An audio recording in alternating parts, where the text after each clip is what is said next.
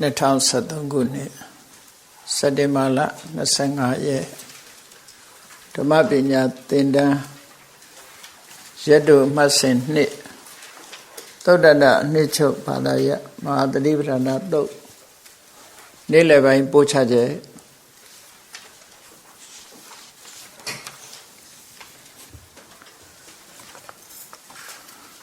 ဓမ္မနုပဒနာလို့ဆိုရဲတတိပဋ္ဌာန်၄မျိုးထဲမှာနောက်ဆုံးအပိုင်းဓမ္မနုပဒနာဆိုတဲ့ဓမ္မဆိုတဲ့စကားလုံးသုံးလိုက်တဲ့အခါမှာသူကကျန်တာတွေအကုန်ခြုံငုံပြီးတော့ပြောဖို့ဝေဒနာနုပဒနာတော့ကအပိုင်း6မျိုးနဲ့6မျိုးခွဲခြားပြီးဝေဒနာနုပဒနာကိုရှင်းလင်းဟောကြားတယ်16မျိုးခွဲခြားပြီးတော့စိတ်တ ानु ပဒနာသတိပဋ္ဌာန်ကိုဟောတယ်ခုဓမ္မ ानु ပဒနာဆိုတာကြတော့5မျိုးပိုင်းခြားပြီးတော့ဟောမှာဖြစ်တယ်သို့တော့ဝေဒနာ ानु ပဒနာ6မျိုးပိုင်းခြားဟောပြီးမယ်လို့ကမ္မထမ်းကြတော့အာယုံကြတော့တစ်ခုပဲယူပါစိတ်တ ानु ပဒနာလည်း16မျိုးဟောပြီးမယ်လို့ကမ္မထမ်းအရေးအတွက်ကြတော့တစ်ခုပဲယူတယ်ဒီဓမ္မ ानु ပဒနာပိုင်းကြတော့5မျိုးခွဲခြားဟောတဲ့အတိုင်းအာယုံ5မျိုးလို့ဒီလိုမှတ်သားရအောင်အဲ့ဒီမှာပြောမယ်ဆိုလို့ရှိရင်ကာယ ानु ပဒနာကရုပ်ကိုမှတ်ယူဖို့အတွက်ရူပပရိက္ခကမ္မထံကိုဟောတာဖြစ်တယ်ဝေဒနာ ानु ပဒနာတို့စိတ်တ ानु ပဒနာတို့ဒီနှစ်ခုကြတော့နန္တရားကိုပိုင်းခြားမှတ်သားဖို့နာမပရိက္ခကမ္မထံကိုဟောတာဖြစ်တယ်ယုံနဲ့နာနှမျိုးပဲရှိတာကာယ ानु ပဒနာကယုတ်အတွက်ဝေဒနာ ानु ပဒနာစိတ်တ ानु ပဒနာကနန္တရားအတွက်ဟောဒီဓမ္မ ानु ပဒနာကြတော့ယုတ်နာနှမျိုးလုံးအတွက်ဆိုပြီးတော့ဒီလိုဟောတာစီစဉ်ပုံလေးကသူကလည်းသူသဘာဝကျပေါ့နော်အမှတ်တမဲ့ရသဗျာဟောတဲ့တရားတွေကအမှတ်တမဲ့ဟောတာမဟုတ်ဘူးစနစ်တကျစီစဉ်ထားတာနောက်တစ်ခါခန္ဓာနဲ့ပြောမယ်ဆိုလို့ရှိရင်ခန္ဓာ၅ပါးနဲ့ပြောမယ်ဆိုရင်ကာယ ानु ပဒနာဆိုတာရူပခန္ဓာဝေဒနာ ानु ပဒနာကဝေဒနာခန္ဓာစိတ်တ ानु ပဒနာကဝိညာဉ်နဲ့ခန္ဓာတို့ဓမ္မ ानु ပဒနာကြတော့သင်ညက်ခန္ဓာနဲ့သင်္ခါရခန္ဓာလို့ဆိုတွက်လိုက်မယ်ဆိုခန္ဓာ၅ပါးဟောတာပဲဒီလိုဆိုလိုတာပေါ့ခန္ဓာ၅ပါးကိုဟောတာဒီအချက်တွေကိုအထက်ကရာဆရာကြီးက information ပေးထားတာဒီလိုဆိုတာကိုရှုမြင်သုံးသပ်ပြထားတာဒါကြောင့်မို့လို့အထက်ကရာတွေဆိုတာသမန်ရေးထားတာတွေမဟုတ်ဘူးမေတ္တာမအရေးကြီးတဲ့အချက်တွေဖြစ်တယ်ပေါ့ရှုမြင်သုံးသပ်ဖို့အတွက်ရှင်းပြီးတော့ဟောပြတာကဲတော့ဒီကနေ့ဓမ္မ ानु ပဒနာအခန်းမှာနံပါတ်1ကនិဝရဏပပ္ပនិဝရဏ5ပါးနဲ့ပတ်သက်ပြီးတော့ရှုမြင်သုံးသပ်မှုနံပါတ်2ကခန္ဓာပပ္ပခန္ဓာနဲ့ပတ်သက်ပြီးတော့ရှုမြင်သုံးသပ်မှုနံပါတ်3ကျတော့အာရဏပပ္ပအာရဏနဲ့ပတ်သက်ပြီးရှုမြင်သုံးသပ်မှုဆိုပြီးတော့နံပါတ်4ကျတော့ဘုဇင်ကပပ္ပဘုဇင်9ပါးနဲ့ပတ်သက်ပြီးရှုမြင်သုံးသပ်မှုဒီလိုသွားရတာပေါ့နောက်ပြီးတော့နံပါတ်5ကျတော့သစ္စာပပ္ပဆိုပြီးတော့သစ္စာ၄ပါးနဲ့ပတ်သက်ပြီးတော့ဟောပြီးနောက်ဆုံးဒီလိုအခန်း၅ပါးနဲ့ရှင်းလင်းပြီးတော့သွားတဲ့အခါသစ္စာကိုတော့အကျယ်ထည့်ပြီးတော့ထပ်ချဲ့ပြီးတော့ဟောပြထားတယ်သစ္စာတရားတွေကိုအကျယ်ချဲ့ပြီးတော့ဟောပြထားတယ်နောက်ထပ်ချဲ့ပြီးတော့အဲ့တော့သစ္စာဝိပင်္ဂတို့ဘာတို့ဒီလိုကျမ်းနေအများကြီးရှိသေးတယ်သစ္စာဒီမှာမဟာသတိပဋ္ဌာန်တုံမှာအဲ့ဒီပုံစံနဲ့ဒီလိုဟောထားအဲ့တော့និဝရဏပပ္ပဆိုတာ ဒီစိတ်ရဲ့အညစ်အကြေးတွေဆိုတာသိဖို့အမြဲတမ်းလိုတယ်သမထကမ္မဋ္ဌာန်းအထုတ်ပြီးဆိုလို့ရှိရင်ဒီအညစ်အကြေးတွေကိုရှင်းဖို့အရေးကြီးတာဒါတွေကိုဘာနဲ့ရှင်းမလို့ဆိုရင်ကမ္မဋ္ဌာန်းနဲ့ပဲရှင်းရတာတတိတို့တမာရီတို့ပညာတို့နဲ့ရှင်းရတာဒါကြောင့်မို့ဒီသတိပဋ္ဌာန်စာနာမှာဟောတော့ကကာယေကာနုပတိဝိရတိအာတာဘိတမ္ပဇာနောတတိမဝိနည်းလောကေဖေသဒေါမနတံလို့ဒီလိုဆိုတဲ့ထဲမှာကြည့်ပေါ့ဝိနည်းလောကေဖေသဒေါမနတံဆိုတာဒီនិဝရဏကိုရည်ညွှန်းတာအဲ့ဒီမှာနှစ်ခုတည်းတင်ပြောခဲ့တာအဘိဇာနဲ့ဒေါမနတအဘိဇာဆိုတာကာမိသနာនិဝရဏကိုရည်ညွှန်းတယ်ဒေါမနတဆိုတာဗျာပါဒကိုရည်ညွှန်းတယ်ဒီနှစ်ခုဟာအရေးကြီးဆုံးនិဝရဏနှစ်ခုအခြေခံនិဝရဏနှစ်ခုပဲအဲ့တော့အဲ့ဒါနဲ့ဆက်ဆက်နေတယ်အာတဝိတမ္ပဇာနောတတိမာဆိုတာယောဂီပုဂ္ဂိုလ်တွေရှိရမယ့်အချက်တွေအဲ့ဒီစွမ်းအားတွေကိုယူပြီးတော့အဘိဇာတို့ဒေါမနတဒါတွေကိုရှင်းရမယ်လို့ဆိုလိုတယ်ကမ္မထာအထုတ်တယ်ဆိုတာအညစ်အကြေးကိုရှင်းတာပဲအဝတ်ဖွတ်တယ်လို့ပဲအဝတ်ဖွတ်တယ်ဆိုတာအဝတ်မှာစွဲနေတဲ့အညစ်အကြေးတွေကိုရှင်းတာပဲရေချိုးတယ်ဆိုတာလည်းလူရဲ့ခန္ဓာကိုယ်မှာစွဲကပ်နေတဲ့ကြီးတွေအညစ်အကြေးတွေကိုပြောင်းလုပ်တာပဲအဲ့တော့စိတ်ကြတော့ဆပ်ပြတိုက်လို့လည်းမရဘူးရေချိုးလို့လည်းမရဘူးသို့တော့စိတ်တောင်မှပဲရေချိုးလို့ရတယ်လို့ဆိုရင်မှားယွင်းတဲ့အမြင်တွေဖြစ်ခဲ့ဘူးတဲ့ပေါ့အိန္ဒိယနိုင်ငံမှာဂရိတိရှိတော့မယ်ဆောင်းရသည်မှာဂင်းကမြစ်ထဲလာပြီးတော့ရေချိုးနေကြတာလူတန်းပေါင်းများစွာဘာဖြစ်လို့လဲစိတ်ရဲ့အညစ်အကြေးတွေကိုဆေးဖို့တဲ့လူတွေချမ်းတုံခိုက်ခိုက်တုံပြီးတော့သာသွားတယ်စိတ်ရဲ့အညစ်အကြေးကတော့ဒီတိုင်းမကောင်းမှုအကုသိုလ်တွေမျောဖို့ဆိုပြီးတော့အဲ့ဒီမှာဂင်းကမြစ်ထဲလာရေချိုးနေကြတာနဲတာမဟုတ်ဘူးနော်ဆောင်းရသည်မှာသွားကြည့်ပါခုချိန်ဒီရေချိုးတော့ရေချိုးလို့သာအညစ်အကြေးကုန်မယ်ဆိုရေတွေကငါကြမ်းမှာမဟုတ်ဘူးသူတို့နေတိုင်းချိုးနေတာလေရေသတ္တဝါတွေဟာရေထဲမှာနေလို့ရေချိုးလို့အကုသိုလ်တွေကုန်ဝင်ဆိုရင်တော့ငါးတွေဟာအကုန်လုံးနိဗ္ဗာန်အရင်ရောက်မှာပဲရေထဲကသတ္တဝါတွေအကုန်ရောက်မှာသို့တော်လူတွေလွဲမှားစွာတွေးပြီးတော့နေလေကလှုပ်ထားတဲ့မကောင်းမှုတွေဟိုနှစ်ကလှုပ်ထားတဲ့မကောင်းမှုတွေရေချိုးတန်းစင်ပြီးတော့ရေထဲမျောပစ်တယ်ဆိုတော့အဲ့ဒီရေတွေတောက်ဖို့တော့မကောင်းတော့နော်အကုသိုလ်တွေမျောတဲ့ရေဖြစ်နေတယ်လူတွေရဲ့အယူဆဟာဘလောက်အသိဉာဏ်ကင်းမဲ့တယ်လဲဆိုတာစဉ်းစားကြည့်နော်ကြောက်စရာအလွန်ကောင်းတယ်ကိုလည်းအဲ့ဒီအတွေးရှိတဲ့အတိုင်းဝိုင်းနဲ့ရောက်တော့ရင်အဲ့ဒီလိုပဲရေချိုးနေဦးမှာပဲနော်ရေချိုးတဲ့ထဲပါနေဦးမှာပဲလမ်းမှာသိမှမသိတာကိုကံကောင်းလို့မြတ်စွာဘုရားရဲ့အဆုံးအမတရားတွေသိရလို့သာရေမချိုးတာနော်နိုးဆိုရင်အဲ့ဒီအတွေးနဲ့ရေတွေချိုးနေဦးမှာပဲဒါကြောင့်မို့မှားယွင်းတဲ့အမြင်တွေမှားယွင်းတဲ့အတွေးတွေဆိုတာအလွန်ကြောက်စရာကောင်းတယ်လို့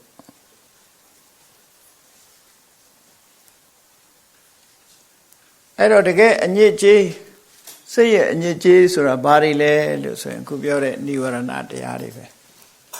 သူတို့ကိုဘာနဲ့ဆေးကြောရမလဲဆိုရင်ခုပြောတဲ့တတိပဒံကျင့်စဉ်ကျင့်ပြီးတော့ဒါနဲ့ဆေးကြောရမှာပဲအဲ့ဒါကိုဆိုလိုတယ်ကထင်းစဘိက္ခွေဘိက္ခုဓမ္မေတုဓမ္မာနုပတိဝိဟရတိဣရဘိက္ခွေဘိက္ခုဓမ္မေတုဓမ္မာနုပတိဝိဟရတိပင်စတုနိဝရဏေတုဓမ္မဆိုတဲ့ထဲကဒါတပိုက်တစိတ်ထုတ်ပြလိုက်တာကထင်းစပနာဘိက္ခွေဘိက္ခုဓမ္မေတုဓမ္မာနုပတိဝိဟရတိပင်စတုနိဝရဏေတုပရမဓမ္မေတုဓမ္မာနုပတိကိုဓမ္မေတုဆိုတာဘာတွေတုံးလို့ဆိုတာပင်စတုနိဝရဏေတုလို့ထုတ်ပြလိုက်ပြီ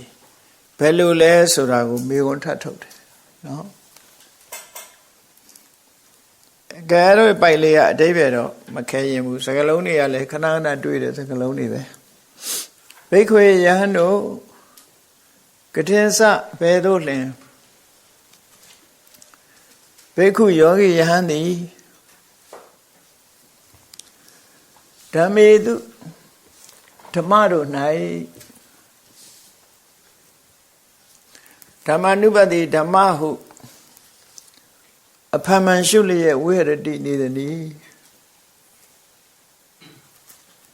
အစဉ်ပြေသလိုဗမာလိုပြန်တာနော်ဓမ္မနုပတိဓမ္မဟုရှုလေရှိသည်ဖြစ်၍လို့ဒီလိုပြန်လေးရှိတယ်ပေါ့ဒီမှာဘာသာပြန်သွားတာနေတရားတို့ဘာလို့နဲ့မတူတာအစဉ်ပြေသလိုနားထဲဝင်အောင်လို့နားဝင်တဲ့နည်းနဲ့ပြန်တာနော်ဓမ္မကိုဓမ္မလိုရှုပြီးတော့ဘယ်လိုနေတာလဲလို့ဆိုဘိက္ခုယဟန်တို့ဣဒဣသာသနာတော်၌ဘိက္ခုယဟန်သည်ပိစတုနိဝရဏေတုပိစတု၅မျိုးသောနိဝရဏေတုနိဝရဏတရားဟုဆိုအပ်သောနိဝရဏနိဝရဏဝရဏဆိုတာပိတ်ဆို့တာအပိတ်အဆို့တွေလူလည်းပဲသွေးကြောပိတ်ရင်ဒုက္ခရောက်တာပဲနှလုံးသွေးကြောပိတ်လို့တယ်ဆိုပိတ်သွားရင်ဒုက္ခရောက်တာပဲသူကလည်းပဲအသိဉာဏ်တွေကိုပိတ်ပလိုက်တာကုသိုလ်တရားတွေမဖြစ်အောင်ပိတ်ပလိုက်တယ်အပိတ်တွေအဆို့တွေဒီအပိတ်အဆို့မဖွင့်နိုင်လို့ရှိရင်ဉာဏ်ပွင့်မှာမဟုတ်ဒါဟုတ်ဒီနိဝရဏဆိုတာဆုတ်ပိတ်တတ်တဲ့တရားတွေအင်္ဂလိပ်လိုတော့ပြန်တော့ hindrances hinder ဆိုတာအဆုတ်အပိတ် block ဖြစ်တယ်ပေါ့မြို့ထဲရွာထဲမှာလည်းရေမြောင်းတွေ block ဖြစ်နေရေရှမ်းကုန်တယ်နော်နိဝရဏကလည်းစိတ်ကို block လုပ်ထားတာဘာတွေနိဝရဏတွေနဲ့ပိတ်ပစ်လိုက်လို့ရှိရင်ကုသိုလ်ဆိုတာလည်းမဖြစ်ဘူးအသိဉာဏ်ဆိုတာလည်းမဖြစ်ဘူးဉာဏ်တွေလည်းအားပြော့သွားတယ်ကုသိုလ်စိတ်တွေလည်းမဝင်လာနိုင်တော့လူပိတ်ဆို့အဲ့ဒီအပိတ်ဆို့တွေကိုရှင်းနိုင်မှစိတ်ကိုပိတ်ဆို့ထားတယ်ဘာတွေမဖြစ်အောင်ပိတ်ဆို့တာတော့ကုသိုလ်တွေမဖြစ်အောင်ပိတ်ဆို့တယ်အသိဉာဏ်တွေမဖြစ်အောင်ပိတ်ဆို့တယ်အဲ့ဒီအပိတ်ဆို့ဆိုတာတွေကိုနိဝရဏလို့ခေါ်တယ်ဒါတွေနဲ့ပိတ်တယ်လို့လူတွေကသိပြီးမသိကြဘူးပေါ့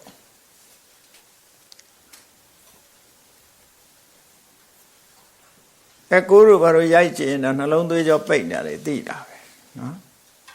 ပိတ်နေရင်ဒုက္ခရောက်တာပဲလေအဲ့ဒါလိုပဲဒီကုသိုလ်စိတ်တွေပညာတွေဟာဒီနိဝရဏတွေကပိတ်ထားတတ်တယ်တဲ့ဒါမို့နိဝရဏအဓိပ္ပာယ်ဆိုတာဆုတ်ပိတ်ခြင်းဘာအတွက်ဘာတွေမဝင်အောင်ဆုတ်ပိတ်ထားတော့လို့ကုသိုလ်တွေမဖြစ်အောင်ပညာတွေဖြစ်မလာအောင်ဆုတ်ပိတ်ထားတယ်ဆုတ်ပိတ်တယ်ပိစတုနိဝရဏေတုနိဝရဏ၅မျိုးဟုဆိုကုန်သောဓမ္မေတုဓမ္မတို့၌ဓမ္မနုပတိဓမ္မဟုဖမှန်ရှုလေရှိသည်ဖြစ်ဝေရတိနေ၏ဘိက္ခဝေယံတို့ကထင်စပ္ပနအဘယ်သို့လင်ဟောင်းလို့မေးတာပဲနော်ဘယ်လိုလဲဘိက္ခုယံသည်ပိစတုနိဝရဏေတုနိဝရဏ၅မျိုးဟုဆိုတဲ့ဓမ္မေတုဓမ္မတို့၌ဓမ္မနုပတိဓမ္မဟုရှုသည်ဖြစ်၍ဝိရတိနေသည်ဒါဖြင့်နိဝရဏ၅မျိုးအပိတ်အဆို့တွေကိုဘယ်လိုရှုရမလဲဘယ်လိုနေရဒါတွေကိုသိဖို့လုပ်ရမယ်လို့ဒီလိုဆိုလိုတာနော်ဒီအပိတ်အဆို့တွေကိုရှင်းရင်ဒါတွေအကြောင်းနားလည်ရမယ်ဒါမှသိမှာပေါ့အဲ့ဒါကိုရှင်းပြတာနော်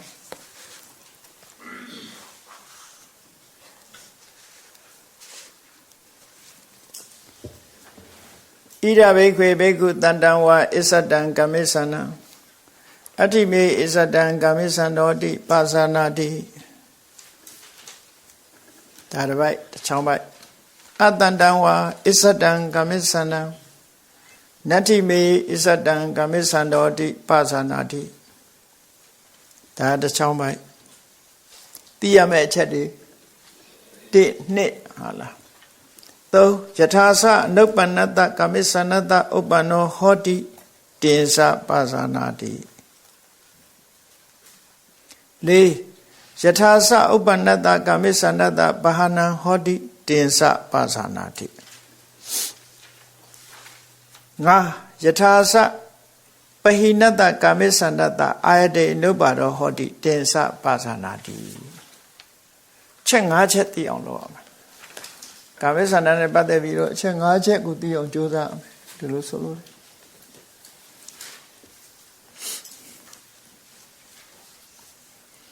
အဲ့တော့နံပါတ်1ကစပြီးတော့ပြောဘိက္ခဝေယံတို့ဣဒဤသာသနာတော်၌ဘိက္ခုယောဂီယဟန်သည်တန်တန်ထင်ရှားရှိနေတယ်ဒီနေရာမှာကာမိဆန္ဒဆိုတာအဖြစ်တရားလားအရှိတရားလားလို့ပြောလို့ရှိရင်မပယ်ရသေးရင်ရှိနေတယ်လို့ပြောရမယ်ဒါပေမဲ့အဖြစ်တရားဖြစ်ပြီးရင်ဒီတရားတွေဟာမပယ်ရသေးဘူးဆိုရင်ရှိနေတယ်လို့လည်းပြောလို့ရတယ်သို့တော့အကြောင်းမတိုက်ဆိုင်သေးရင်မဖြစ်သေးဘူးဖြစ်နေတဲ့တရားတော့မဟုတ်ဘူးရှိနေတဲ့တရားလူတွေလိုပေါ့ချမ်းချမ်းမာမာသွားနေပြီပဲလို့သူကယောဂရှိနေတယ်လို့ပြောတာခြေကနေရှိနေတယ်လို့ပြောတာမပယ်ရသေးရင်ရှိတယ်လို့ပဲပြောတာ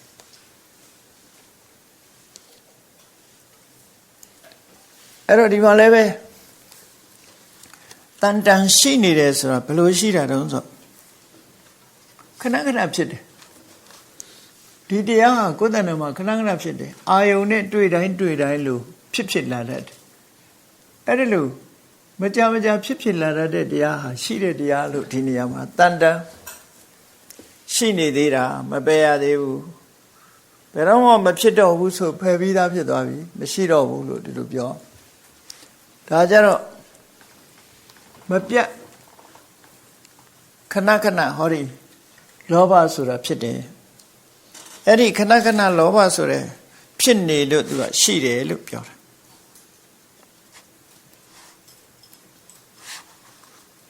အဲ့တော့မပယ်ရသေးလို့ရှိတယ်ဆိုတဲ့အဓိပ္ပာယ်ကိုပြောတာအခုချိန်မှာဘယ်သူမှလောဘဖြစ်နေတာမရှိဘူးနော်ဒေါသဘယ်သူမှဖြစ်မနေဘူးသို့သောဒေါသရှိသလားလို့ဆိုရင်မပယ်ရသေးလို့ရှိတယ်လို့ပဲပြောဖြစ်နေတာလားဆိုရင်တော့ဟုတ်ဖြစ်နေတာတော့မဟုတ်ဘူးရှိနေတယ်လို့ပြောအောင်ဒီလိုပြောအဲ့ဒီအဓိပ္ပာယ်ကိုနားလည်ဖို့လိုတယ်နော်ဆရာအကြောင်းနဲ့စုံတဲ့အခါမှာဖြစ်တယ်ရှိတယ်ဆိုတာမပယ်ရသေးလို့အကြောင်းတိုက်ဆိုင်လာရင်သူဖြစ်လာမှာအကြောင်းတိုက်ဆိုင်ရတဲ့နဲ့မဖြစ်တော့ဘူးဆိုရင်ဒါမရှိတော့တာပဲပေါ့ဒီလိုဆိုလို့တော့နော်အဲ့ဒီသဘောကိုနားလည်ဖို့လိုတယ်ဒါမို့တန်တန်ရှိနေသောအစ္ဆဒံဝါကာမိဆန္ဒံမိမိတဏ္ဍာမှာရှိတဲ့ကာမိဆန္ဒကိုမေငါမေအစ္ဆဒံမေအစ္ဆဒံကာမိဆန္ဒောအဋ္ဌိမေအစ္ဆဒံကာမိဆန္ဒောအစ္ဆဒံကာမိဆန္ဒောအစ္ဆဒံမိမိတဏ္ဍာ၌ကာမိဆန္ဒောကာမိဆန္ဒသည်မေငါမှာအဋ္ဌိရှိနေတယ်ဣတိဤသို့ပသနာတိတိ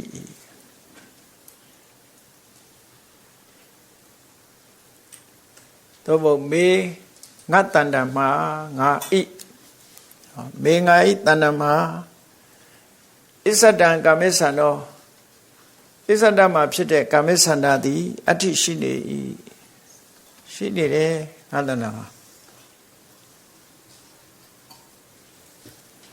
အစ္ဆဒမေအစ္ဆဒငါရဲ့တဏ္ဍာမှာကာမိဆန္ဒောကာမိဆန္ဒသည်အဋ္ဌိရှိနေတယ်ဣတိသို့ပသနာတိတိ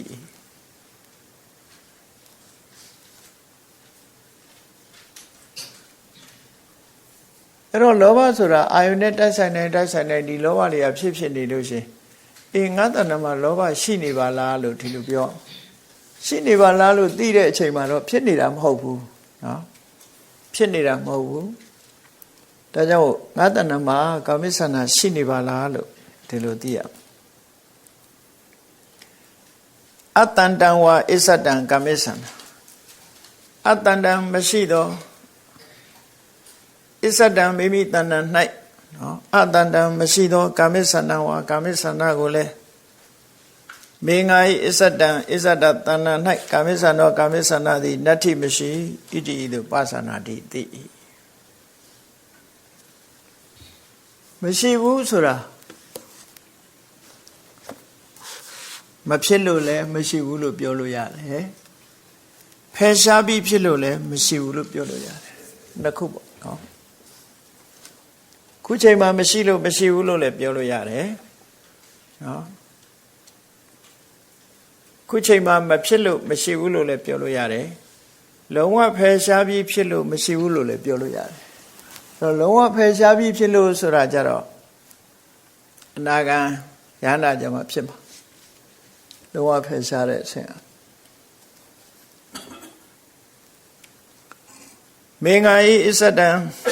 အစ္ဆဒတဏ္ဏ၌ကာမေသန္တောကာမေသန္နာသည်နတ္ထိမရှိဣတိတုပါသနာတိတိကာမေသန္တဆိုတာကာမဆိုတာလိုချင်စရာအာယုန်တွေကိုကာမလို့ခေါ်တယ်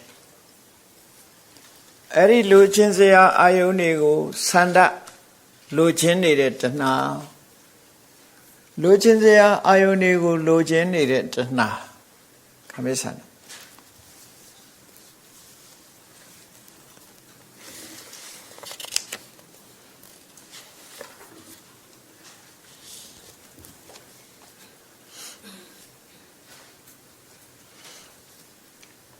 နောက်တစ်ခုစဒီတာမကသေးရှိမရှိကိုပထမသိအောင်လုပ်ရမယ်နော်ကိုယ်တဏ္ဍမှာကာမိသန္တာရှိသလားကာမိသန္တာမရှိဘူးလားဟောကိုယ်တဏ္ဍမှာရှိမရှိအရင်သိအောင်အမတ္တမအရေးကြီးတယ်ဘယ်ဟာပဲဖြစ်ဖြစ်ရှိမရှိအရင်ကြည့်ပြီးတဲ့အခါရှိရင်ဘာကြောင့်ရှိတာမရှိရင်ဘာကြောင့်မရှိတာတော့ထပ်ဆင့်ကြည့်ရအဲ့ဒီအိဗယ်မျိုးနောက်ထပ်နှစ်ခုလားကြည့်မှာစတာအပြင်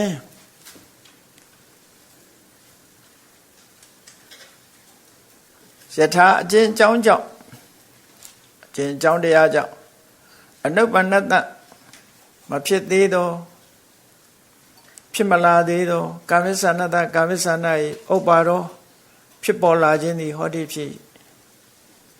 တန်ဆထိုဖြစ်ကြောင်းတရားကိုလည်းပါသနာတိသိ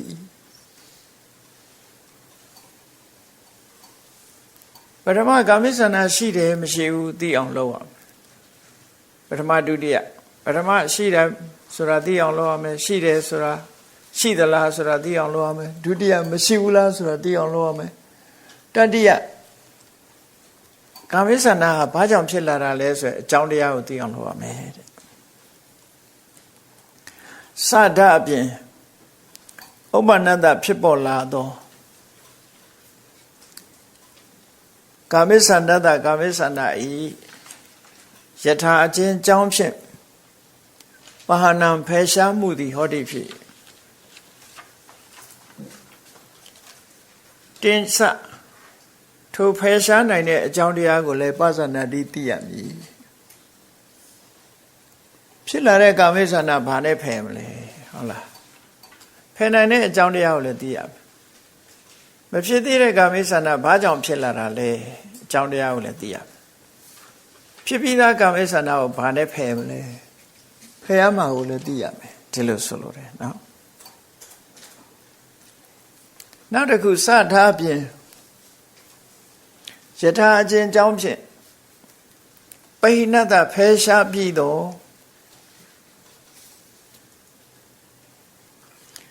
ကာမိသန္တကာမိသန္တာဤအာယတိအနုပ္ပါဒောအာယတိဆိုတော့နောက်အခါမှာအာယတိအနုပ္ပါဒောနောင်မဖြစ်ခြင်းသည်အနုပ္ပါရောမဖြစ်ခြင်းနောင်မဖြစ်ခြင်းသည်ဟောတိဖြစ်တင်စထိုနောင်မဖြစ်ခြင်းတရားကိုလည်းပသနာတိသိ၏ငါးချက်ဒီတစ်ခုသိရင်ဉာဏ်တွေတူတူပဲပါဠိအနေထားအလုံးပဲနိရောဓတရား၅ခုဒီတိုင်းပဲဟောမယ်ကုန်အဲ့တော့နံပါတ်1ကာမိသန္နာရှိသလားဆိုတာသိရမယ်ကိုယ်တဏ္ဍမှာကာမိသန္နာရှိသလားဒုတိယမရှိဘူးလားတတိယမဖြစ်သေးတဲ့ကာမိသန္နာဘာကြောင့်ဖြစ်ရသလဲစတုထဖြစ်ပြီးသားကာမိသန္နာတွေ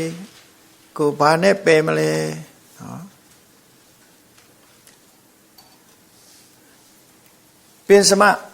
ပယ်ပြီးတော့ကာမိဆန္ဒတွေဘယ်တော့မှမဖြစ်အောင်ဘယ်လိုလုပ်ရမလဲဒီအဆင့်တွေကိုသွားတာနော်အဲ့တော့ရသော်ဗျာဒါတွေလေးလာဖို့ပဲပေးထားတယ်ဘယ်လိုလေးလာဆိုတာမြတ်စွာဘုရားမဟောတော့နော်ဘာကြောင့်ကာမိဆန္ဒဖြစ်တယ်ဆိုတာဒီမှာထည့်မဟောတော့ဘူးဒီချက်တွေသိအောင်လုပ်လို့ပြောတာအဲ့တော့သိအောင်လုပ်လို့ပြောတဲ့အခါကျတော့ဒါအထက်ကရာတွေကနေပြန်ပြီးတော့ဖြည့်ဆွက်ပြီးရှင်းပြထားတာရှိတယ်ထို့သုတ်တန်တွေမှာတော့မြတ်စွာဘုရားပြည့်စုံဟောထားတယ်ဒီမှာတော့နိဗ္ဗာန်နဲ့ပတ်သက်ပြီးတော့ဒီအချက်၅ချက်စူးစမ်းလေ့လာဖို့မြတ်စွာဘုရားဟောထားတယ်အဲ့တော့စူးစမ်းလေ့လာဖို့လို့ဆိုတဲ့နေရာမှာအဓိကအကြောင်းကဘာတုံးလို့ဆိုရင်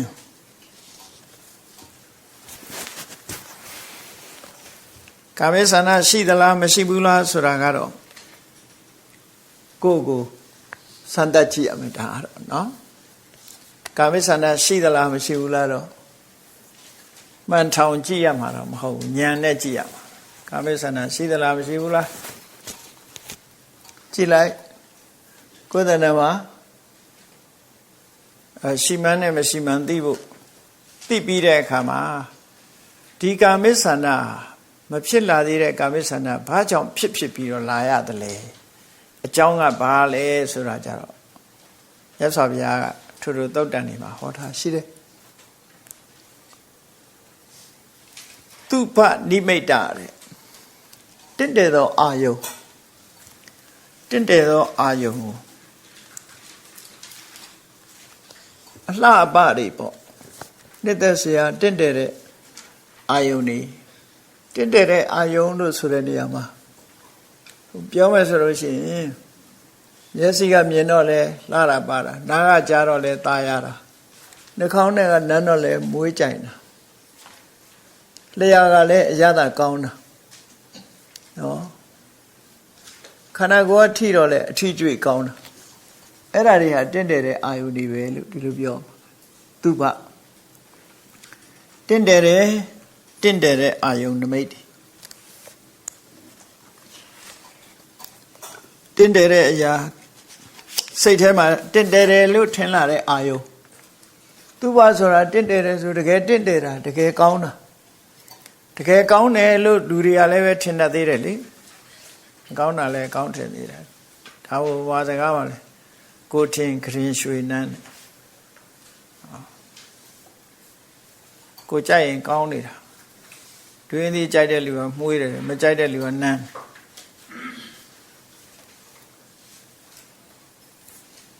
အဲ့လိုပေါ့တကယ်ကောင်းတဲ့အကောင်ကတစ်ခုအများကြိုက်တဲ့အကောင်ကတစ်ခုကိုကြိုက်လို့ကောင်းတဲ့အကောင်ကတစ်ခုလို့ဒါမို့အိဋ္ဌာယုံကိုနှစ်ခုခွဲတယ်မို့လားဒီကကြောမှာသဘာဝအိဋ္ဌာယုံနဲ့ပရိကပ္ပအိဋ္ဌာယုံနဲ့ဆိုရင်ဆောင်းဝဲဖြေတဲ့လူတွေကဒါလေးကိုအုံးမှပြီးကြက်နေကြလောကကြီးကိုစဉ်းစားလိုက်လေဒီတိုင်းပဲလေဘာထူးသဘာဝအိဋ္ဌာဆိုပင်ကိုကအကောင်းပဲလေပင်ကိုကကောင်းတာပရိကပ္ပအိဋ္ဌာယုံဆိုတာကိုထင်ကရင်ရွှေနန်းခွေးသိကောင်ပုတ်ကြီးတကောင်မြင်လူတွေနှာခေါင်းပုတ်ပိတ်ပြီးတော့အဝေးကနေရှောင်သွားတယ်ပု္ပ္ပန္နန်တို့ဟိုးကောင်းကင်ယံကလရာကြီးကြတော့အဲ့ဒီအနံလေးလည်းရရထိုးဆင်းလာတာဒါလိုက်ရှာနာကြလာသူ့ချတာဒါကိုသဘောကျတာလေလူတွေကလူချင်းကြတော့မှုေးနေဟိုနတ်ပြေကနတ်တွေကြတော့လူနတ်နံလို့တယ်လူပြေလာရင်နှာခေါင်းပိတ်လာလူနတ်မခံနိုင်ဘူးတဲ့နတ်တွေကကြီးကျယ်တယ်လို့မအောင်မေ့နေတယ်ကိုလည်းတိရစ္ဆာန်ုံနဲ့သွားရင်ခွေးနတ်မခံနိုင်ဘူးတိရစ္ဆာန်တွေရဲ့အနတ်မခံနိုင်ဘူးနော်အနံ့ချင်းမတူဘူးနံ့ချင်းမတူတဲ့အခါကျတော့မခံနိုင်ဘူးလေမခံစားနိုင်ဘူးနတ်တွေကလည်းလူပြေလာလို့ရှင်မလာကြဘူးနှာခေါင်းပိတ်လာမှာပဲသူတို့လည်းလူနတ်နေမခံနိုင်လို့ဒါပေမဲ့လူဝင်ပူးတဲ့နတ်ကတော့မနန်တဲ့နတ်ဖြစ်လေနော်လူပြေမှာနေတဲ့နတ်တွေဖြစ်လေဟိုအထက်ကနတ်တွေကတော့မလာနိုင်ဘူးအနတ်မခံနိုင်ဘူးလူနတ်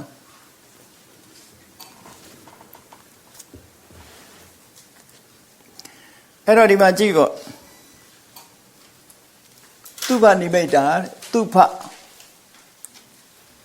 beauty ဆိုတဲ့ဟာပေါ့အလှပတင့်တယ်လှပတဲ့အရာထိုတင့်တယ်လှပတဲ့အရာကိုတင့်တယ်လှပတဲ့အရာရှိတိုင်းဒီအာယုန်နဲ့တွေ့တိုင်းကာမိဆန္ဒဖြစ်သလားလို့ဆိုဖြစ်ဘူးမြတ်စွာဘုရားအလွန်တိကျအာယုန်ရှိတိုင်းဖြစ်ပါမလားမဖြစ်ဘူးအဲ့ဒီအာယုန်ပေါ်မှာအတွေးလွဲရမယ်ဒီလိုဆိုလို့အာယောနိသောမနတိကအတွေးလွဲသွားတယ်အဲ့တော့လှပတဲ့အာယုန်တစ်ခုပေါ်မှာလှလိုက်တာဆိုတဲ့အတွေးဟာမှန်တဲ့အတွေးမဟုတ်ဘူးအပေါ်ယံကြည့်ပြောတာသူ့ဘာဟာတကယ်တင့်တယ်တာမဟုတ်သည့်အတွက်ကြောင့်သူကတင့်တယ်တဲ့အာယုန်လေးကိုတင့်တယ်တယ်လို့ဒီအာယောနိသောမနတိကာရဖြင့်လမ်းမှန်တဲ့မနတိကာရလမ်းလွဲသွားတဲ့နှလုံးသွင်းနဲ့လမ်းလွဲတယ်ဆိုတာဘာတော့အနိစ္စကိုနေစ္စလို့မြင်ရင်လမ်းလွဲတယ်ဒုက္ခကိုဒုက္ခလို့မြင်ရင်လမ်းလွဲတယ်အနတ္တကိုအတ္တလို့မြင်နေလမ်းလွဲတယ်အတုပကိုသူပလို့မြင်နေတာလမ်းလွဲတာပဲဝိပ္ပန္နတလို့ခေါ်တယ်တင်ညာဝိပ္ပန္နတအမှတ်မှားနေတယ်စိတ်ဓာတ်ဝိပ္ပန္နတအတိမှားနေတယ်ဒိဋ္ဌိဝိပ္ပန္နတအတွေးမှားနေတယ်အမြင်မှားနေတယ်အဲ့ဒီမှားယွင်းမှု၃ရပ်မှားပုံ၄မျိုးမှားယွင်းမှု၃ရပ်နဲ့မှားပုံ၄မျိုးကိုမြောက်လိုက်တဲ့အခါဝိပ္ပန္နတ12ပါးလို့ပြောတာဝိပ္ပန္နတ12ပါးအဲ့ဒီဝိပ္ပန္နတအတွေးတွေကိုအာယောနိသောမနတိကာရလို့ခေါ်တာပဲနော်မှားနေတဲ့အတွေးမှားနေတဲ့နှလုံးသွင်းတော့ဒီမှာအနုပ္ပန္နတကာမိသန္နတဥပ္ပါရောဟောတိလို့ဆိုတာတင့်တယ်ဆိုတဲ့အရာကိုမမှန်မကန်နဲ့လမ်းချော်ပြီးတော့တွေးမိသည့်အတွက်ကြောင့်မဖြစ်သေးတဲ့ကာမိသန္နတွေဖြစ်လာတယ်တဲ့ဒါသူဘနမိတ်ကိုမမှန်မကန်နှလုံးသွင်းခြင်းဟာအကြောင်းတရားပဲဒီအကြောင်းကိုလည်းသိရမယ်လို့ဆိုလိုတယ်။ဘာကြောင့်ကာမိသန္နဖြစ်နေတာလဲတင့်တယ်ဆိုတဲ့အရာကိုတကယ်တင့်တယ်ထင်ပြီးတော့နှလုံးသွင်းမိလို့မမယွင်ယွင်တွေးမိလို့မမယွင်နှလုံးသွင်းမိလို့မဖြစ်သေးတဲ့ကာမိသန္နဖြစ်လာရတာဒါအကြောင်းတစ်ခုဒီအကြောင်းဟာဒီကအကြောင်းတစ်ခုပဲ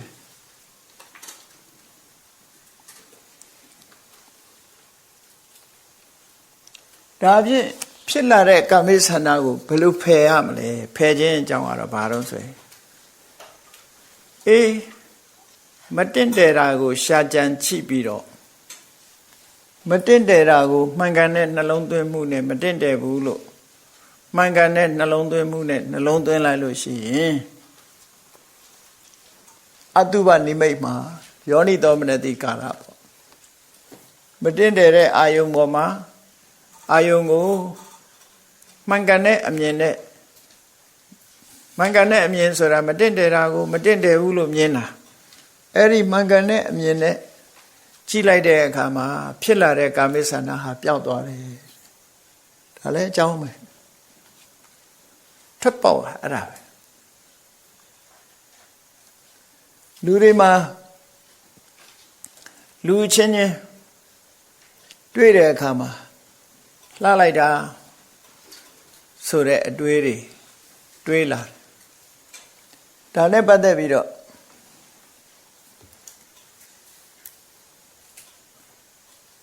တန်ရုပ်ပါဠိတော်မှာရှင်ဝင်ဂီတဆိုတဲ့ကိုရောတစ်ပါးရှင်နနာရဲ့တပည့်တစ်ပါးဆုံးအတူတူသွားတဲ့အခါကျတော့မျက်စိအိမ်ကြီးမရဟိုကြည့်ကြည့်မိတဲ့အခါမှာသူဘာဖြစ်သွားတော့ဆိုခုနကာမဂုဏ်အာယုစိတ်တွေဖြစ်သွားတယ်အဲ့ဖြစ်တဲ့အခါမှာသူကဖွင့်ပြီးတော့ရှင်အာနန္ဒာကိုလျှောက်တယ်ရှင်အာနန္ဒာကိုလျှောက်တယ် သူစိတ်ကိုတဲ့ကာမရာဂမီးတွေလောင်ကျွမ်းနေပါတယ်အဲ့ဒါကိုငြိမ်းအောင်ဆုံးမပါလို့ဆုံးခံရင်လျှောက်တာနော်စိတ်တံမေပရိတရှတိကာမရာဂေနတရှာမိစိတ်တံမေပရိတရှတိကာမရာဂနဲ့သူစိတ်လေးလောင်နေပါတယ်တာဓုနိဗ္ဗာပနံဗျူဟိအနုကမ္ပါယဂေါရမရှင်နန္ဒာတို့မျိုးရိုးတွေကဂေါရမအနွယ်မှုဂေါရမလို့ခေါ်တာတာဓုတောင်းပန်ပါတယ်အနုကမ္ပါယကရုဏာထားပြီးတော့ငြိမ်းချမ်းတရားကိုရှင်းပြပါလို့ဆိုတော့ရှင်နန္ဒာရှင်းပြတယ်အတုပါယစိတ်တံဘာဝေဟိနော်မတင့်တယ်ဘူးလို့မင်းကိုယ်စိတ်ထဲမှာမတင့်တယ်ဘူးဆိုတဲ့အတွေးတွေဖြစ်အောင်အသိတွေဖြစ်အောင်လုပ်ပါအတုပဘာဝနာကိုပွားပါလို့ပြောတာမတင့်တယ်တာကိုရှာကြည့်လိုက်အတုပါဝအတုပါယစိတ်တံဘာဝေဟိမင်းစိတ်လေးကိုမတင့်တယ်ဘူးဆိုတဲ့ပေါ်မှာ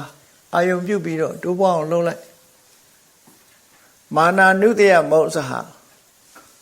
မင်းတဏ္ဍမှာရှိတဲ့မာနကိုဖယ်လိုက်နော်ဒီလိုဆိုလို့အကြောင်းပြတဲ့အခါမှာရှင်းနေတာတင်ညာယဝိပရိယေတာစိတ်တံတိပရိတရှတိ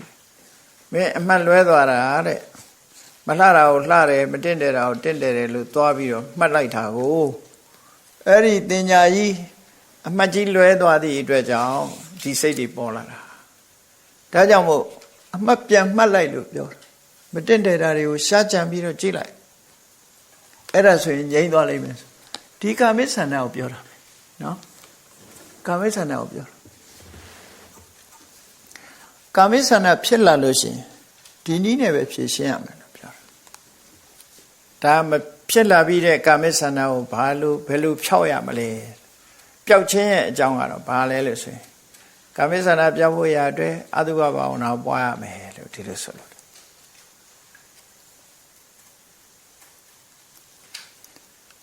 ဒါလူပေါ်မှာကာမိဆန္ဒဖြစ်လို့ရှိရင်ပွားတာပစ္စည်းဥစ္စာပေါ်မှာလဲလူတွေကကာမိဆန္ဒဖြစ်တတ်တယ်တမိုးရှိတဲ့ပစ္စည်းတစ်ခုဝယ်ထားရင်မထိရဲ့မကန်ရဲ့မတိုးရဲ့သူများလည်းမပြရဲ့ကန်ကြည့်တာတော့မကြိုက်နော်အဲ့လိုမျိုးတွေဖြစ်တတ်တယ်ပေါ့ပစ္စည်းပေါ်မှာလဲလူတွေကအဲ့လိုဖြစ်လာလို့ရှိရင်အနိစ္စတင်ညာကိုပွားရမယ်လို့ဆိုပစ္စည်းသင်္ခါရလူသင်္ခါရတည်သွားတာထားခဲ့ရမှာပဲမတည်ခင်သုံးရမှာပဲဟောဒီလိုအတွေးနဲ့ဖြောက်ရမယ်လို့ဆိုလို့တယ်ပစ္စည်းပေါ်တွေ့တာမှုတွေဖြစ်ရင်အဲ့လိုအတွေးနဲ့ဖြောက်လူပေါ်မှာတွေ့တာမှုဖြစ်ရင်တော့ခုနသူဘအတုဘနဲ့သွားတာစိတ်ကိုအာယုံနဲ့ပြောင်းလဲပြီးတော့ပေးတာဆေးကြောလိုက်တာဒါဘာပြောတာတော့ဆိုယထာသဥပ္ပန္နတကာမိဆန္ဒတာဘာဟနံဟောတိတင်္စပသနာတိထပ်ပေါက်ကိုသိတာကာမိဆန္ဒကိုယ်တဏ္ဍမှာဖြစ်လာရင်ဘယ်လိုဖြောက်ရမလဲဆိုတာသိရဖြောက်ရတဲ့နည်းတွေမသိသည့်အတွက်ကြောင့်အစိတ်တောက်သေးတာတို့နော်တိုက်အမြင့်ပေါ်ကခုံချတာတို့ဘာလုပ်တာတို့ညာလုပ်တာတွေပေါ့ပြဿနာတွေဆင့်တက်လာထွက်ပေါက်ကဒီမှာဒါရှိတယ်အဲ့ဒီထွက်ပေါက်နဲ့ပဲထွက်ရမယ်မဟုတ်တဲ့ထွက်ပေါက်ရှာမရဘူးဆိုလို့ရှိရင်တခြားနည်းတွေနဲ့ထွက်ပေါက်တွေအဲ့ဒီထွက်ပေါက်ကထွက်ပေါက်မဟုတ်ဘူးလို့ဒီလိုပြောတာဒီအဓိပ္ပာယ်ကိုဆိုလိုတယ်နောက်ဆုံးတစ်ခုကယထာသပေဟိနတကာမိသန္နတအာယတိနုပ္ပါဒောဟောတိတင်္စပသနာတိနောက်ဆုံးမိအပြည့်ဒါကတော့အဖြေလေးပဲဟောဖြစ်ခြင်းအကြောင်းဖြစ်လာလို့ရှိရင်ဘာနဲ့ပယ်မလဲဆိုတာရဲ့ဒါတွေသိအောင်လုပ်ဖို့နောက်ဆုံးဒီကာမိသန္နဆိုတာဟာဘယ်ကြမှာအဆုံးသတ်သွားတော့လို့ဆိုတော့နောက်ဆုံးကြတော့ပြောမယ်ဆိုလို့ရှိရင်တော့လောဘဟာနောက်ဘယ်တော့မှပြန်မဖြစ်တော့ဘူးဆိုလို့ရှိရင်ဒီဟာကာမဘဝမှာတွေ့တာတဲ့ရာဂဆိုလို့ရှိရင်တော့အနာဂါမိမဲ့နဲ့အဆုံးသတ်တယ်လို့ပြောသို့တော့ရာဂကျန်နေသေးတယ်ဒါကြောင့်မို့လို့အရတ္တမဲ့နဲ့သာသူ့ကို အရတ္တမနဲ့ပယ်လိုက်ရင်တော့ဘယ်တော့မှပြန်မလာတဲ့အပယ်ပဲနော်ကာမိဆန္ဒဟာအရတ္တမဆိုတဲ့အစွမ်းထက်တဲ့မတရားရတ္တမဆိုတာဘာခေါ်တာတုံးလို့မေးမယ်ဆိုရင်မဂ္ဂင်၈ပါးအစုအဝေးကိုခေါ်တာပဲတခြားမဟုတ်ဘူးတမ္မာဒိဋ္ဌိတမ္မာသင်္ကပ္ပအစွမ်းထက်တဲ့တမ္မာဒိဋ္ဌိတမ္မာသင်္ကပ္ပအဲ့ဒီ၈ခုကိုခေါ်တာပဲအဲ့၈ခုဟာတညီတဲ့အစွမ်းထက်သွားပြီသူတို့ရဲ့လှုပ်ဆောင်မှုတွေကိုတညီတဲ့လှုပ်သွားပြီအစစ်မြင့်ဆုံးကိလေသာတွေကိုဖယ်ရှားပြစ်နိုင်ပြီဆိုရင်အရတ္တမဂ္ဂလို့ခေါ်တာပဲသူအဆင့်ရောက်သွားလို့ရှိရင်နိဗ္ဗာန်ကိုအာရုံပြုပြီးတော့ဟောဒီကာမိဆန္ဒဟာနောင်ဘယ်တော့မှမဖြစ်တော့တဲ့အနေအထားမျိုးရောက်သွားနိုင်တယ်ဒီကြမှာနောင်ဘယ်တော့မှမဖြစ်တာဆိုဒီမှာအရတ္တမဲ့နေပဲဖယ်ရှားပြရမယ်လို့ဘာလို့လဲဆိုလောဘဆိုတာကိုကြည့်ပြီးတော့ဒီလိုပြောတာနော်လောဘဆိုတာကိုကြည့်နော်ကာမိဆန္ဒမဖြစ်တဲ့နီလန်းနေအထက်ကရာမှာတော့ပေးထားသေးတယ်အဲ့ဒါတွေကများနေသေးတယ်အထက်ကရာနဲ့တွဲဖက်လေးလာတဲ့အခါမှာဒီဟာတွေကိုသိလို့ရမှာပေါ့နော်ကဲကာမိဆန္ဒနိဗ္ဗာန်နဲ့ပတ်သက်ပြီးတော့ကိုယ်တဏ္ဍာမှာလေးလာသုံးသပ်ကြည့်ဖို့အချက်၅ချက်တဲ့အဲ့ဒီအချက်၅ချက်အတိုင်းကိုဘာတွေလုပ်ပြီးပြီလဲကိုယ့်ကိုဆင်ញင်ဖို့လို့တယ်ကိုယ်တဏ္ဍာမှာကာမိဆန္ဒရှိသလား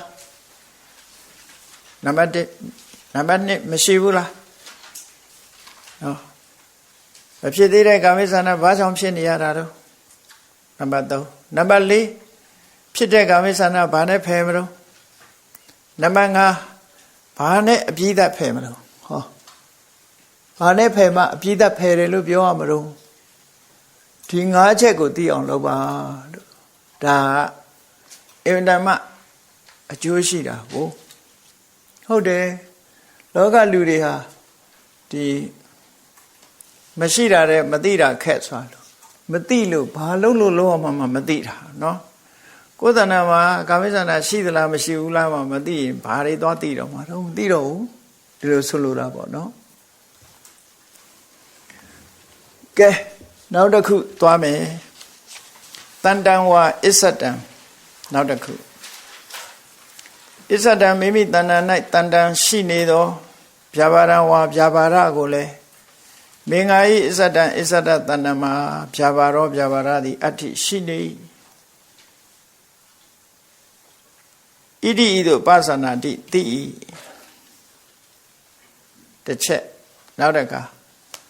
အတ္တန္တမိမိတဏ္ဍာ၌မရှိသော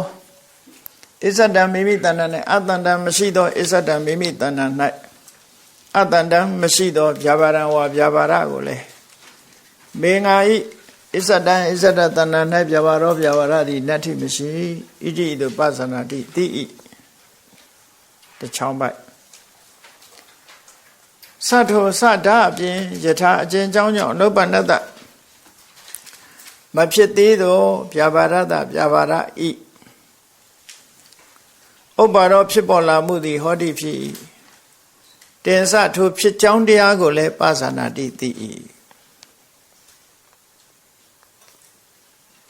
နောက်တစ်ခုသတ္တအပြင်ယထာအကျဉ်းကြောင်းကြောင့်ဥပ္ပန္နတဖြစ်ပေါ်လာပြီးသောဗျာပါဒတဗျာပါဒဤပဟာနံပျောက်ကင်းခြင်းသည်ဒီအကြောင်းနဲ့တာကိုဖယ်ရှားတာပျောက်ကင်းခြင်းသည်ဟောတိဖြစ်တင်းစထိုပျောက်ကင်းကြောင်းတရားကိုလည်းပါသနာတိသိ၏သတ္တအပြင်ယထာအကျဉ်းကြောင်းကြောင့်ပဟိနတဖယ်ရှားပြီးသောဗျာပါဒတဗျာပါဒဤအာယတိအနုပ္ပါရောနောင်ထမဖြစ်ခြင်းသည်ဟောတိဖြစ်တင်စထိုအပြီးသက်ဖယ်ရှားခြင်းကိုလည်းဖယ်ရှားနိုင်တဲ့တရားကိုလည်းဇာနာတိသိ၏၅ချက်ပဲတူတူပဲရသော်ဘုရားကဒါတွေသိဖို့ပဲခေါ်လိုက်တာအထက်ကရာကနည်းနည်းဖြည့်ဆွက်ပြီးတော့ပေးထားတာအဲ့ဒီပေးထားတာလေးကိုကြည့်တာဒါဖြင့်မဖြစ်သေးတဲ့ဗျာပါဒဘာကြောင့်ဖြစ်နေတာတုံးလို့ဆိုတော့ ဒေါသဖြစ်เสียအာယုံပေါ်မှာပဋိက္ခနမိတ်လို့ခေါ်တဲ့ဒေါသဖြစ်เสียအာယုံကိုမသိမတဲ့နှလုံးသွင်းလို့ရှိရင်မဖြစ်သေးတဲ့ပြာပါဒဖြစ်လာမယ်ပြာပါဒဆိုဒီမှာဒေါသ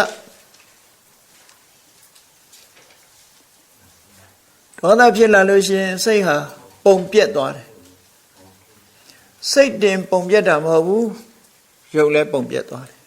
လို့ဆိုလို့လေနော်စိတ်တင်ပုံပြက်တာမဟုတ်ဘူးရုပ်ပါပုံပြက်သွားဒေါသဖြစ်မှန်တဲ့ကြည့်ပေါ့ပုံပြက်လားမပြက်လားစိတ်ဆိုးနေတဲ့အချိန်မှာမှန်ကိုကြည့်ပြအောင်ကြည့်လိုက်တော့တကယ်ချင်းတယောက်ကိုမှားထားငါဒေါသထွက်ပြီးတော့ပြောဆိုနေတဲ့အချိန်လေးမှာဓာတ်ပုံလေးရိုက်ထားလိုက်ပါဗျာပိစတိလူရဲ့ပုံစံဟာအဲ့ဒီအချိန်မှာအဆိုးဆုံးဖြစ်လာနော်အဲ့တော့ပုံပြက်ပန်းပြက်ဖြစ်စေတတ်တဲ့တရားဟုဗျာပါဒလို့ဒီလိုခေါ်တာပဲအဲ့တော့အဲ့ဒါကိုဘာကြောင့်ဖြစ်တာတုံးဆိုတော့ဒေါသဖြစ်เสียအာယုံပေါ်မှာမသိမတဲ့နှလုံးဒေါသဖြစ်เสียအာယုံတွေ့တိုင်းဗျာပါဒဖြစ်သလားဆိုဖြစ်ဘူးအဲ့ဒီပေါ်မှာမမှန်ကန်တဲ့အတွေးတွေးမှသာဖြစ်တာကိုမမှန်ကန်တဲ့အတွေးလိုက်လာမှအာယုံဆိုရှိနေမှာပဲလေမြတ်စွာဘုရားရောမရှိဘူးလားဒေါသဖြစ်เสียအာယုံရှိတာပေါ့မတွေ့ဘူးလားတွေ့တာပေါ့ရှင်သာရိပုတ္တရာတို့ရှင်မောက္ကလန်တို့တွေ့ဘူးလားတွေ့တာပဲဒေါသဖြစ်เสียအာယုံတွေတွေ့တာပဲဒါပေမဲ့အဲ့ဒီပေါ်မှာမမှန်မကန်နှလုံးသွင်းမှုဆိုတာသူတို့မှမရှိတော့အာယုံကတော့ရှိတာပဲမျက်စိရှိမြင်တာပဲလေကောင်းတာလည်းမြင်ပါပဲဆိုးတာလည်းမြင်ပါပဲနားရှိကြားမှာပဲလေကောင်းတာလည်းကြားမှာမကောင်းတာလည်းကြားမှာကြားရင်ဒေါသဖြစ်ကြတယ်လေလူတွေကမကောင်းတာကြားတယ်ဘုရားဆောဘုရားကိုအပြစ်ပြောတာတွေခဏခဏကြားနေတာပဲဘုရားကဒေါသမဖြစ်ဘူးလေဘာလဲဆိုအဲ့ဒီဒေါသဖြစ်เสียအကြောင်းအရာပေါ်မှာမမှန်မကန်တွေးတောမှုကအရေးကြီးတာပဲဒီလိုဆိုလို့လေမမှန်မကန်တွေးတောပြီဆိုရင်ဗျာပါဒဖြစ်လာမှာပဲအဲ့တော့ဖြစ်လာတဲ့ဗျာပါဒကိုဘာနဲ့ဖြည့်ရှင်းရတော့လို့ဆိုတော့မေတ္တာဘာဝနာပွားပြီးတော့ဖြည့်ရှင်းရမယ်ဒါကြတော့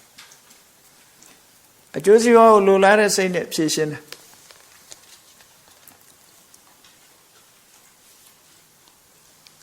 မေတ္တာပေါ်မှာယောနိသောမနတိကာရထားလိုက်မယ်တိခဏ်ချင်းခွင့်လွှတ်ခြင်းနဲ့ဖြစ်ပေါ်လာတဲ့ဗျာပါဒကိုဖယ်ရှားငြိမ်ဝအောင်လုပ်လို့ရတယ်လို့စိတ်ဆိုးတယ်ဆိုတာလူကိုကြီးစိတ်ဆိုးတာမဟုတ်ဘူးတက်မဲ့တွေပေါ်မှာလဲလူကစိတ်ဆိုးသေးတယ်နော်တော့လူရဲ့စိတ်ဆိုးမှုဟာနေပူရမလားစိတ်ဆိုးတယ်လူလေတိုက်ရမလားစိတ်ဆိုးတာနေမပူပြန်လဲစိတ်ဆိုးပြန်ရောစိတ်ဆိုးမှုတွေကမျိုးကိုစုံနေတာသူမလို့ကျင်နာရနေစိတ်ဆိုးတာပဲလေအဲ့တော့မေတ္တာဘာဝနာပွားခြင်းဖြင့်ဒီဖြစ်ပြီးသားဗျာပါဒဟာပျောက်ကင်းသွားနိုင်တယ်မေတ္တာဘာဝနာအကြောင်းတရားပဲယထာသပိဏတ္တဗျာပါဒတအာယတိနုပ္ပါရောဟောတိတင်္စပသနာတိနောက်ဆုံးဗျာပါဒဘယ်တော့မှမဖြစ်တော့ဘူးလို့လုံးဝအဆုံးသတ်ပယ်ရှားတာတော့အနာဂါမိမဲ့နဲ့ပဲဖယ်ရှားအနာဂါမိမဲ့ဖယ်ရှားပြီးရင်တော့အနာဂံပုဂ္ဂိုလ်တယောက်ဟာစိတ်ဆိုးအောင်လုပ်လို့မရတော့ဘူးအနာဂံလို့လည်းပြောတယ်စိတ်လည်းတူနေသေးတယ်ဆိုရင်တော့ဒါမဟုတ်သေးဘူးပေါ့နော်စိတ်တူလို့မရတော့ဘူးအဲ့ချာစိတ်ဆိုးတာမရှိတော့ဘူး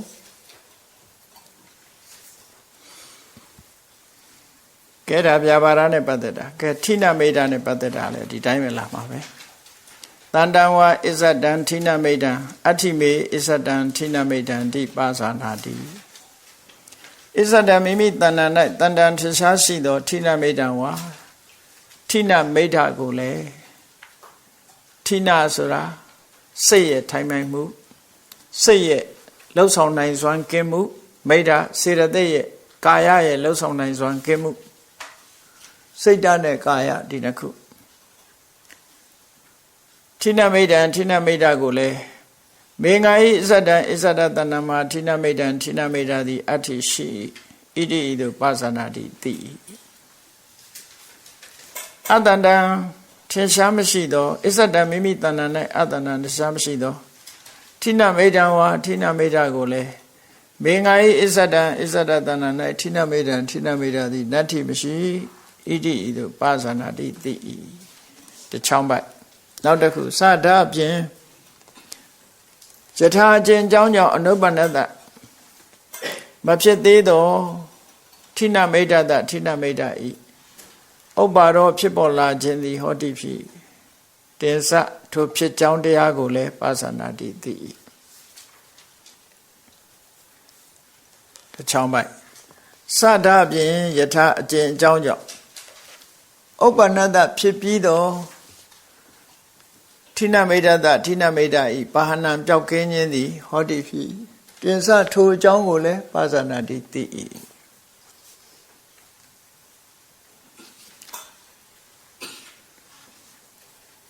ဒါတချောင်းပိုက်စထုမတပါယထာအကျဉ်းကြောင်းကြောင့်ပဟိနတပျောက်ကင်းသွားသောဌိနမိတ်တဌိနမိတ်တဤဖယ်ရှားထားလိုက်တဲ့ဌိနမိတ်တရဲ့အာယတိန်နှုတ်ပါတော့နောင်ဘယ်တော့မှမဖြစ်တော့ခြင်းသည်ဟောတိဖြစ်တင်စထုအပြီးသတ်မဖြစ်ကြောင်းတရားကိုလည်းပဲပါဇာနာတိသိငါခုပဲအဲ့တော့ဌိနမိတ်တဖြစ်ခြင်းအကြောင်းတရားတွေကလည်းအများကြီးရှိတယ်မြတ်စွာဘုရားဟောထားတဲ့ထဲအများကြီးရှိတယ်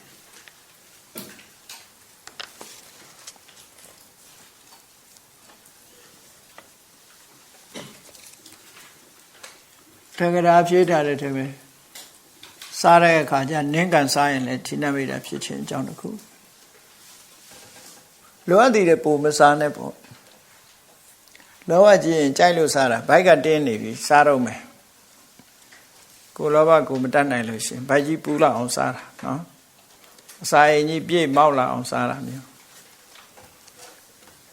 အဲ့တော့ဌိနမိတ်တဒီဖြစ်ခြင်းရဲ့အကြောင်းတရားတွေကနောက်ဆုံးအကြောင်းလေးတစ်ခုပြောရမယ်ဆိုရင်ကုသိုလ်ကောင်းမှုတွေပေါ်မှာစိတ်လေးဟာတွန်းဆုတ်လာတာ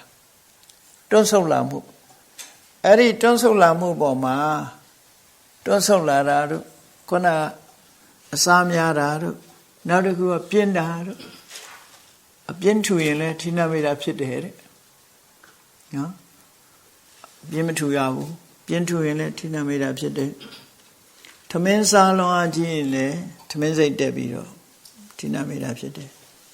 စိတ်ကတက်ကြွမှုကင်းရင်လည်းဌိနမိတ်တဖြစ်တယ်ဟုတ်တယ်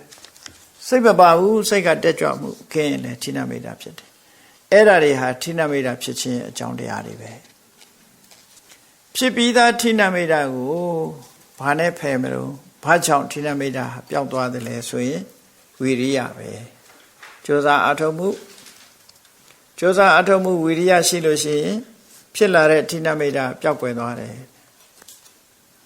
ဟုတ်ပါတနေ့လုံးထိုင်တညလုံးထိုင်ပြီးတော့တယ်လီဗီရှင်းကြည့်တာကြတော့ဘယ်လိုလုပ်ငိုက်မငိုက်ဘူးလေသူကစေတသိက်ကဝီရိယလို့ခေါ်တယ်ဂိမ်းကစားတဲ့လူတွေကြည့်ပါတညလုံးကစားတာပဲဝီရိယကောင်းတာနော်ဝီရိယကောင်းတာအဲ့တော့ဌိနမိတ်တအဲ့ဒီဌိနမိတ်တဖြစ်ပေါ်လာတဲ့ဌိနမိတ်တဘာနဲ့ဖယ်ရမလဲဆိုရင်ဝီရိယနဲ့ဖယ်ရမယ်ဖယ်ပြီးသားဝီရိယဌိနမိတ်တဟာဘယ်တော့မှမဖြစ်တော့ဘူးလို့ဆိုရလောက်ဌိနမိတ်တဘယ်တော့မှမဖြစ်အောင်ဘာနဲ့ဖယ်ရမလို့ဆိုရတ္တမက်နဲ့မှဖယ်လို့ရမယ်ယန္နာဖြစ်သွားရင်တော့မလာတော့ဘူးလို့ဒီလိုပြောတာနော်သောတပန်ဆိုလာသေးတယ်ခဏခဏရှမောကလံတရားထုတ်တော့ခဏခဏငိုက်ဌိနမိတ်တတွေခဏခဏလာအဲ့တော့ဒါဌိနမိတ်တနဲ့ပတ်သက်တာသူတို့နှစ်ခုကအမြဲတမ်းတွဲနေတယ်ကိုယ်နဲ့စိတ်လို့ဒီလိုမှတ်ရမှာပေါ့ဌိနဆိုတာအဲ့တော့ကိလေသာ10ပါးရေတွက်တဲ့အခါမှာမိတ်တမပါဘဲနဲ့ဌိနလေးတွေထည့်ထားတာဘာဖြစ်လို့တုံးဆိုဌိနကစိတ်ကနေစလာတယ်မိတ်တဆိုတာကိုယ်ကလာတယ်လို့ဒီလိုပြောလို့ရတယ် သို့တော်တပည့်သင်္ကတိပါဠိတော်မှာတော့စိတ်နဲ့စေတသိက်နှစ်ခုပဲပြောတယ်အရင်တော့ကာယပတ္တိတို့ဘာလို့တော့အဘိဓမ္မာနှိမ့်ချုပ်သင်္นานမှာရှင်းပြထားခဲ့ပြီခုနလိုမနေ့ကပြောသလို body origin mind origin ဒီနှစ်ခုခွဲခြားမှတ်သားလို့ရှိရင်ဌိနက mind origin body effect မိဒ္ဓက body origin တို့ဒီလိုခွဲယူမယ်ဆိုလို့ရှိရင်တော့ဒုက္ခဒုက္ခကိုယူသလိုပဲအဲ့ဒါလိုခွဲယူလို့ရှိရင်ဒီတစ်ခုရဲ့တွဲဖက်နေတဲ့သဘောကိုနားလည်နိုင်တယ်ပေါ့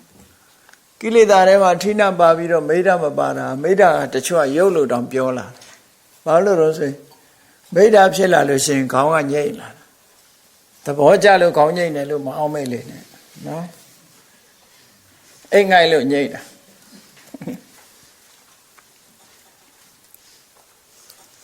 အဲ့တော့ဒါဌိနမိဒ္ဓဒါပြီးသွားရောနောက်ဆုံးရတ္တမေနဲ့ကြမှာနောက်ဆုံးပိတ်နောက်တစ်ခုဥဒိစ္စကုက္ကုစ္စဥဒိစ္စဆိုတာတမာရီရဲ့ဆန့်ကျင်မဲ့လွင့်ပြန်နေတာစိတ်ဟာအာယုံမျိုးမျိုးပေါ်မှာလွင့်ပြန်နေတာကုက္ကုစ္စဆိုတာနောင်တပူပန်းနေတာမလုံရသေးတဲ့မလုံမိတဲ့ကုသိုလ်ပေါ်မှာလည်းစိတ်ပူပန်မှုဖြစ်တယ်လုံမိတဲ့အကုသိုလ်ပေါ်မှာလည်းစိတ်ပူပန်မှုဖြစ်တယ်လုံရတဲ့နဲ့မရတဲ့ပေါ်မှာလည်းစိတ်ပူပန်မှုဖြစ်တယ်၃မျိုးမလုံမိတဲ့ကုသိုလ်အတွက်ပူတယ်လုံမိတဲ့အကုသိုလ်အတွက်ပူတယ်လုံရတဲ့နဲ့မအောင်မြင်လည်းပူတယ်စိတ်ပူတဲ့ကုက္ကုစ္စသဘာဝတရားဒေါသနဲ့တွဲဖြစ်တယ်တဲ့အဲ့ဒါကိုရှင်းပါတန်တံဝါဣဇဒံဩဒိစ္စကုက္ကုစ္စံအ내ပေးတာတော့လွယ်တယ်အဓိပ္ပာယ်ကဣဇဒံမိမိတန်တံ၌တန်တံထင်ရှားရှိသောဩဒိစ္စကုက္ကုစ္စံဩဒိစ္စကုက္ကုစ္စကို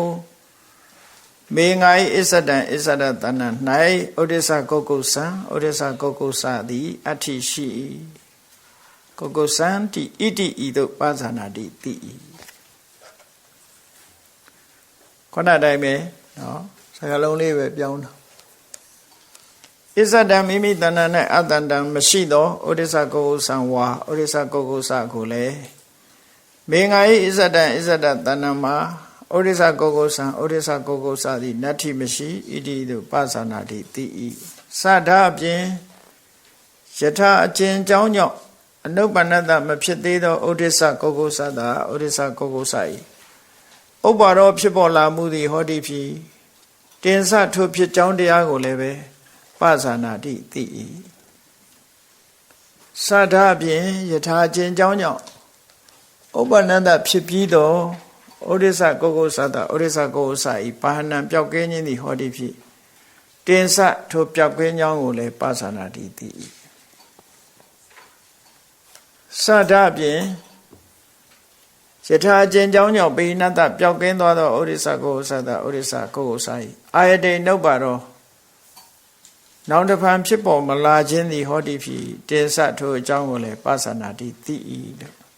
ဟောဩဒိစ္စနဲ့ကုက္ကုစ္စဒီနှစ်ခုတွဲဖက်ပြီးတော့ထားတာនិဝရဏတရားတစ်ခုစီပဲ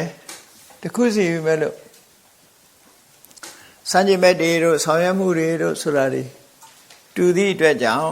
သူပေါင်းထားတယ်လို့ဒီလိုပြောတာဒီတစ်ခုဟာတွဲထားတာမှန်နော်ဩဒိစ္စနဲ့ကုက္ကုစ္စတွဲထားစိတ်လွင့်တာအဲ့တော့ဒီဩဒိစ္စကုက္ကုစ္စဟာဘာကြောင့်ဖြစ်တာတုံးလို့မေးလိုက်လို့ရှင်တမာရီနဲ့စိတ်ငြိမ်သက်မှုမရှိလို့ဖြစ်ရတာတဲ့အောက်ပါသမစိတ်ငြိမ်သက်မှုမရှိတာစိတ်ရဲ့ငြိမ်းချမ်းမှုကင်းသွားရင်ဖြစ်လာဟုတ်တယ်လူတွေမှာစိတ်မငြိမ်မသက်ဖြစ်လာပြီဆိုရင်စိတ်တွေလွင့်ပြီးတော့စူးစီးလို့မရဘူးအောက်ပါသမစိတ်ငြိမ်းချမ်းမှုမရှိတော့ဘူးအဲ့ဒါကြရင်အဲ့ဒီစိတ်ငြိမ်းချမ်းမှုမရှိတဲ့ပုံမှာအတွေးတွေမှားရင်ပုံဆိုးလာတယ်လို့ဒါဆိုလို့လေဒါဟာမဖြစ်သေးတဲ့ဥဒိစ္စကုက္ကုစ္စဖြစ်ဖို့ပဲဒါဖြင့်ဖြစ်ပြီးသားကုက္ကုစ္စကိုဥဒိစ္စကုက္ကုစ္စကိုဖယ်ဖို့ကြတော့ဘာလို့တမာတိဆိုတဲ့စိတ်ငြိမ်းချမ်းမှုကိုရှာရမယ်တမာတိဘာဝနာကျင့်ကြံကြုတ်ကိုအထုတ်လိုက်လို့ရှိရင်တော့ဒီဥဒိစ္စကုက္ကုစ္စဟာငြိမ်းချမ်းသွားမှာပဲအာယုန်နေများနေလို့သူကလွင့်ပြတ်နေတာ အာယုန်တွေကိုပြန်တွေးနေလို့စိတ်ပူတာအဲ့တော့အာယုန်တစ်ခုတည်းပေါ်မှာထားလိုက်လို့ရှိရင်လွင့်ပြန်နေတာလည်းပျောက်သွားမှာပဲပူတာလည်းပျောက်သွားမှာပဲလို့ဒီလိုဆိုတာပေါ့နော်အဲ့ဒါကြောင့်မလို့ဒီဩဒိစ္စကုက္ကုစာနောက်ဆုံးကြတော့ဒီဩဒိစ္စကုက္ကုစာဘယ်မှာမှအဆုံးသတ်တာတော့လို့ဆိုတဲ့အခါကျတော့သူတို့နှစ်ခုမတူဘူးအဲ့ကြကွဲသွားဩဒိစ္စကြတော့ရတ္တမနဲ့ကျမှအဆုံးသတ်တယ်အာယတေနုပ္ပါဒောကုက္ကုစာကြတော့အနာဂါမိမဲ့နဲ့တယ်ပဲအဆုံးသတ်နိုင်တယ်လို့အဲ့ကြတော့တွဲဖက်တဲ့အခါကွဲထွက်သွားတယ်ပေါ့နော်ဒီဝရဏတရားတွဲဖက်ထားပြီအဲ့ဒီကြလို့ရှိရင်တော့အနာဂံဖြစ်သွားရင်တော့ကုက္ကုစပြုတ်ထွက်သွားပြီးတော့ဩရိစလေးတော့ကျန်နေသေးတယ်ပေါ့ယန္နာဖြစ်သွားပြီရတ္တမနဲ့ဖယ်လိုက်ပြီဆိုရင်တော့ကုက္ကုစပြုတ်ထွက်သွားဩရိစပါပြုတ်ထွက်သွားပြီဒီလိုမှတ်ရကဲဒီနေရာလေးမှာပဲရပ်ကြရအောင်